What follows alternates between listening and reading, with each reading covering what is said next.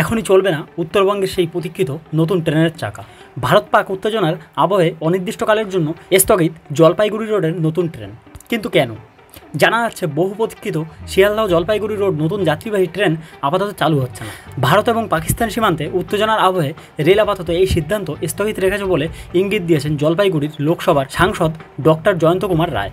রেলের তরফে মার্চ মাসে ঘোষণা করা হয়েছিল সপ্তাহে একদিন করে শিয়ালদহ থেকে জলপাইগুড়ি রোড পর্যন্ত একটি নতুন ট্রেন চলবে। পরে মে মাসের 10 তারিখ থেকে সেই ট্রেন চালু হওয়ার কথা ছিল, কিন্তু যুদ্ধ পরিস্থিতির আশঙ্কায় তা স্থগিত রাখার সিদ্ধান্ত নেওয়া হয়েছে।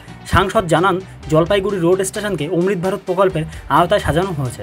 এই নতুন ট্রেন চালু হলে শুধু যোগাযোগ ব্যবস্থাই উন্নত হবে না, যাত্রী পরিষেবাও আরও মজবুত হবে। তিনি আরও জানান, পরিস্থিতি স্বাভাবিক হলে দ্রুত এই ট্রেন চালুর পরিকল্পনা করা হবে।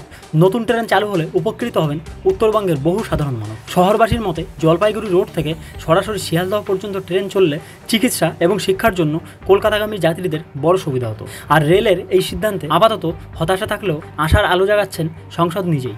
পরিস্থিতি একটু স্থিতিশীল হলেই ফের সক্রিয় হবে নতুন ট্রেন চালুর প্রক্রিয়া, এমনটাই আশা করছেন জলপাইগুড়িবাসী। তো বন্ধুরা, এই বিষয়ে আপনাদের মতামত প্লিজ ভিডিওর কমেন্ট সেকশনে অবশ্যই কমেন্ট করে জানাবেন। আর ভিডিওটিতে এখনও লাইক না করে থাকলে প্লিজ একটি লাইক করবেন, কারণ আপনার একটি লাইক আমার জন্য খুবই গুরুত্বপূর্ণ। পাশাপাশি চ্যানেলটি সাবস্ক্রাইব করবেন পরবর্তীতে এমন নলেজেবল ভিডিও সবার আগে পাওয়ার জন্য। সবাই ভালো থাকবেন, সবার ভালো থাকাটাই কামনা করি। Thank you so much. জয় হিন্দ, বন্দে মাতরম।